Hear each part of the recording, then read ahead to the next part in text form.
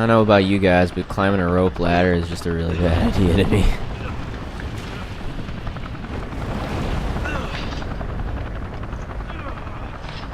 I know that's not exactly rope, but it's swaying in the wind and everything, and yeah, I'd fall.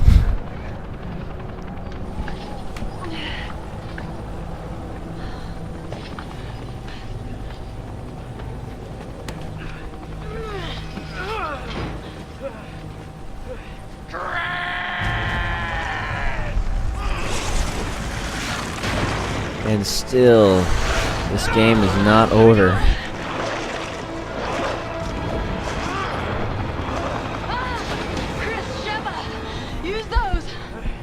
Oh, hell yeah.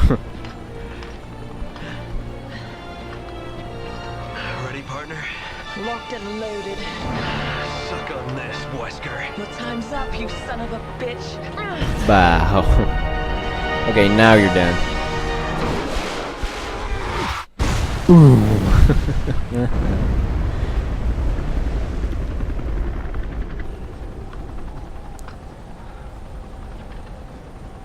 That was for our fallen brothers.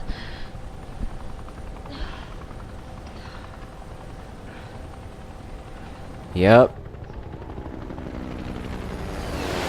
That was for being a dick. But I'll let this cutscene play out.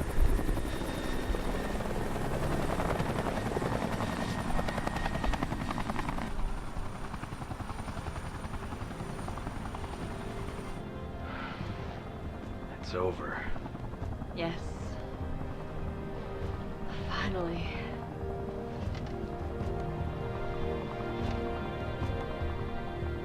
More and more, I find myself wondering if it's all worth fighting for.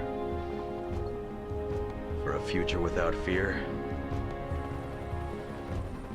Yeah, it's worth it.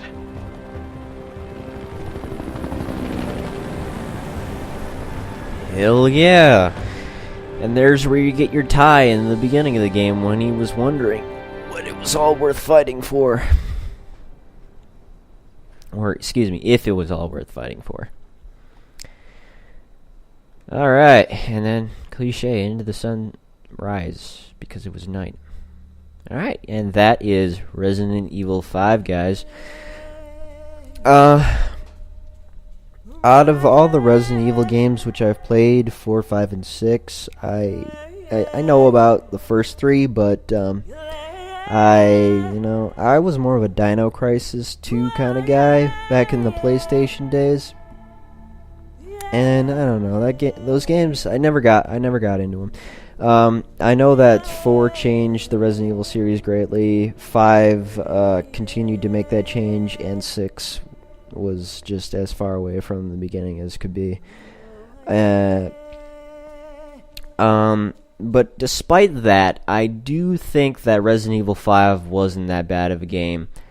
If you can admire just a game for its playability and not for the story, the story is where Resident Evil really lost respect of all its fans, because it's not a horror game really anymore. It's more of a third-person shooter,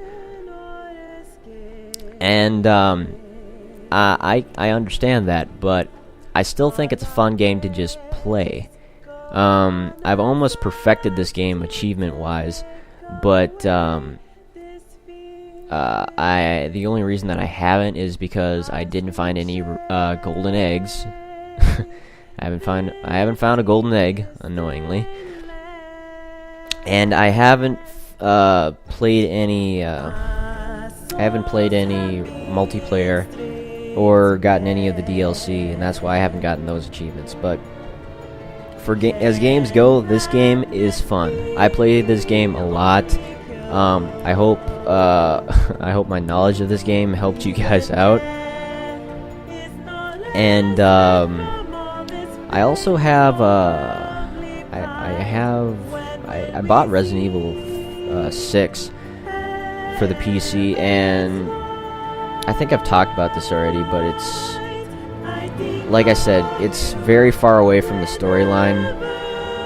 There's a couple motifs that they have a couple of throwbacks, but it's still a third-person shooter, even more than Resident Evil 5 was. And I just like Resident Evil 6 was a big game, and for what I paid for it, it was quite the deal. That's how I actually got this game. I pre-ordered Resident Evil 6 because PC got Resident Evil 6 a while later than the consoles did, and when you pre-ordered it, there's a Steam sale that if you pre-order this game, you got pre-ordered Resident Evil 6, you got Resident Evil 5. So I thought that was pretty cool, and that's how I actually got this game for free. But yeah, would I encourage you guys to buy this game? Sure. If you dig what you saw here today, definitely go out and buy it. It's probably gone down in price. It's a 2009 game, so it's pretty old. This walkthrough, if you have not seen anybody else's walkthrough of Resident Evil 5, I highly recommend you go check out Boffy Rocks. He no longer makes videos, but I saw his Resident Evil 5 walkthrough a long time ago, and I really appreciated all the work that he did. Nintendo Central, not Nintendo Central, Milkwad, Chocolate Milkwad, actually. They're all the same guy, but he started a Resident Evil 5 playthrough, and I think he aborted it, but he's still a really funny guy. I'd recommend to go check out what little he did of this game.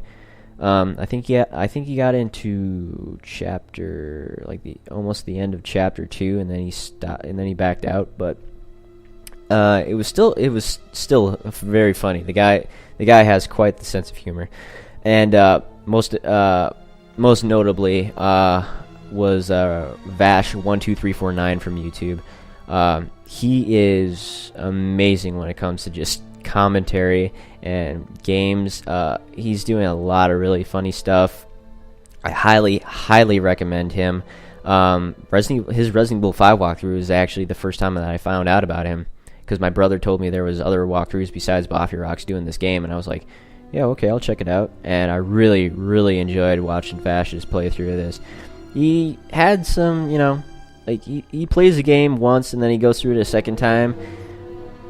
So sometimes he doesn't know exactly what he's doing. So he gets lost sometimes, which is kind of annoying, but he definitely makes up for it in just commentary alone.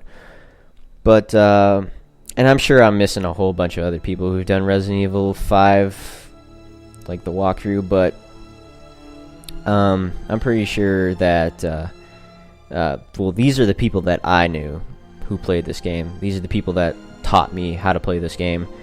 These are the people that I learned, this game actually existed.